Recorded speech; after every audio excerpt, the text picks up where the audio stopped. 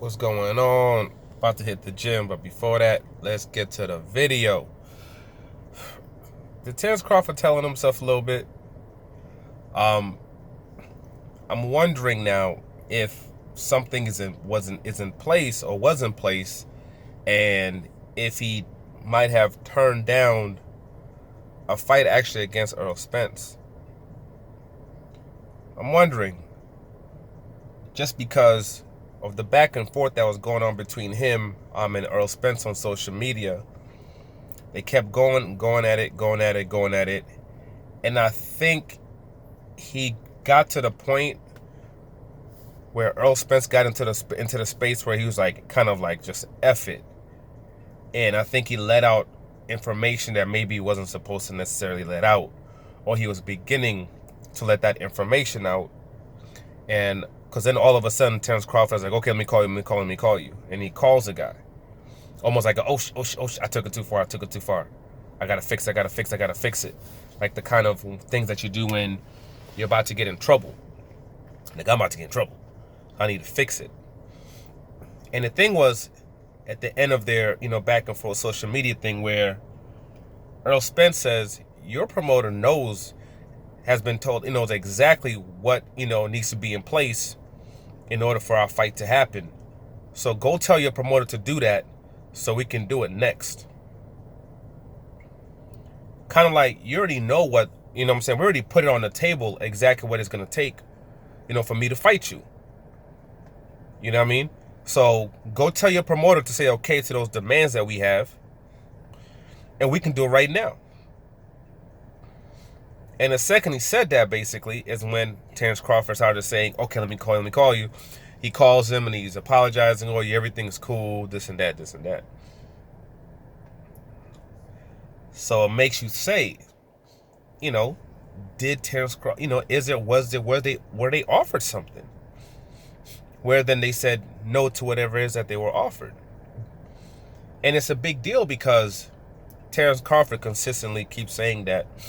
First it was, these guys don't want to fight me. These guys on PBC don't want to fight me. There was a whole thing going on about, PBC protectors. They trying to protect all the welterweights from the PBC.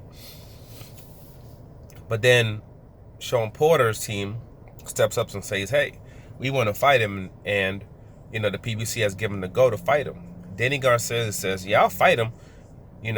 Offer me the right type of, give me a real offer. Then, yeah, I'll fight him. I got no problem with that. Then all of a sudden, Sean Porter and Danny Garcia aren't good enough. Now all of a sudden they just want champions. So it kind of makes it like, we thought you really wanted to fight these guys. Now the same guys you said you wanted to fight, now all of a sudden they're not good enough for you.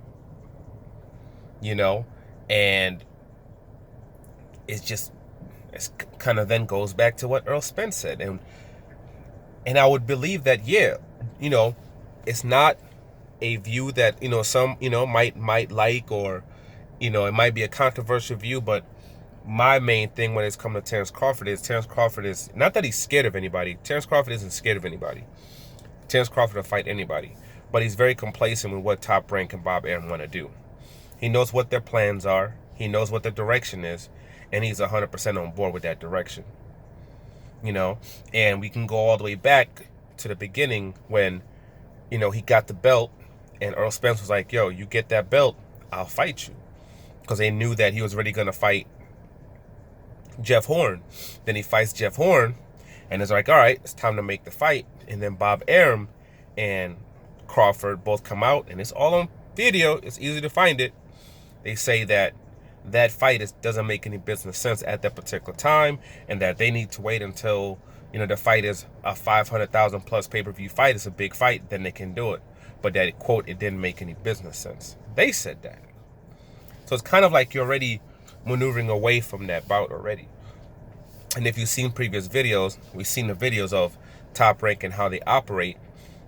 Even when they deal with like Manny Pacquiao, how it was you attach yourself to another fighter.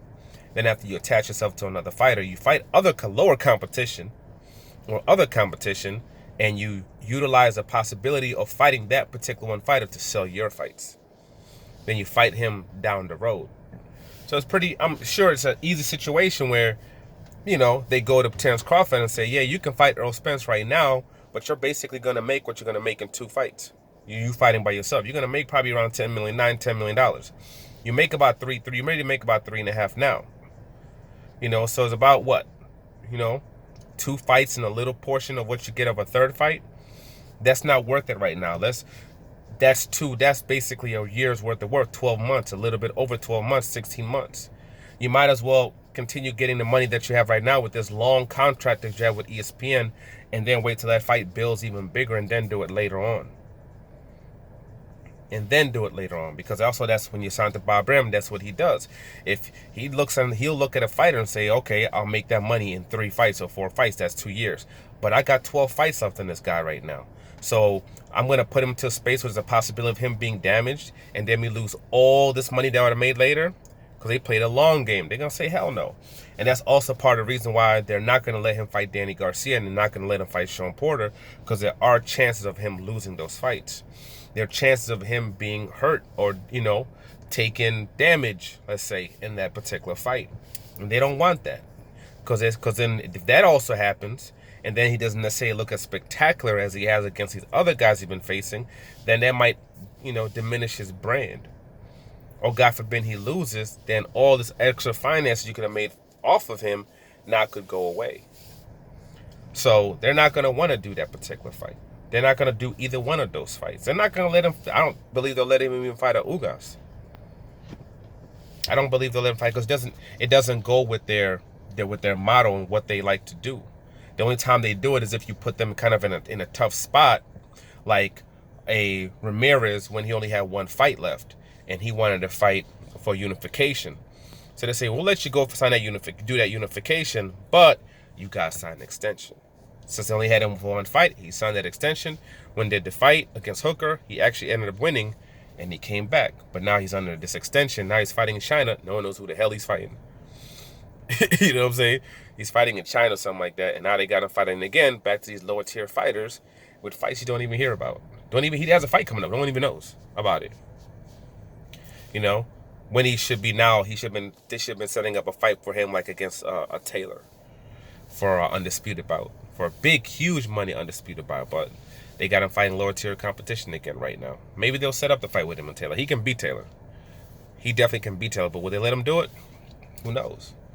So, Terence Crawford, yes, he can beat these guys, but they have a lot of money in him. This is their biggest. When it comes to viewership, he brings in the highest viewership. When it comes to gates, at Top Rank, he brings in the highest gates. And they don't even promote him.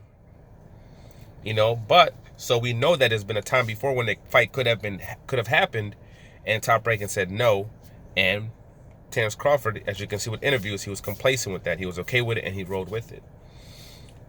So you have to go back to those statements that Earl Spence made again and say, hey, did he do it again? Was there something that, let's say, was because we know they had talked when they were doing the Wilder versus Fury fight. They also talked about the Earl Spence versus Terence Crawford fight. So it was like, yo, this is what's going to have to be. This is going to have to be our percentile. This is going to be your percentile. I don't know what it could have been. Like, we're going to have to be in control of the event. We'll give you this. I don't know if it was, okay, he's going to have to come over here, or whatever it might be.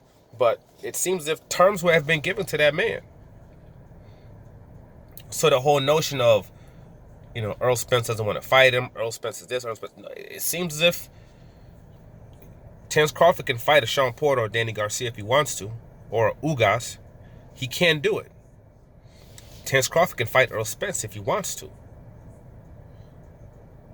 But I guess clearly the terms that I've set before him, he's saying no to. But the whole notion of nothing's been done, nothing's being said, things of that nature, nothing's been put in front of him, I think that's kind of deaded. And I think the cat really almost got let out the back because they got Earl Spence to the point where I believe he was going to let it all out. But Crawford calmed the situation. And the reality is, on the real, Terence Crawford knew that he wasn't going to fight Earl Spence next. He had no intention of fighting Earl Spence next. He doesn't want to fight Earl Spence next. The reason why he did everything he did was to get the light off of the heat that he's been receiving about not fighting Sean Porter. you know, doing the Bob Arum thing. He took these rocks and he threw them in another direction. Like, subscribe, share. I'm out.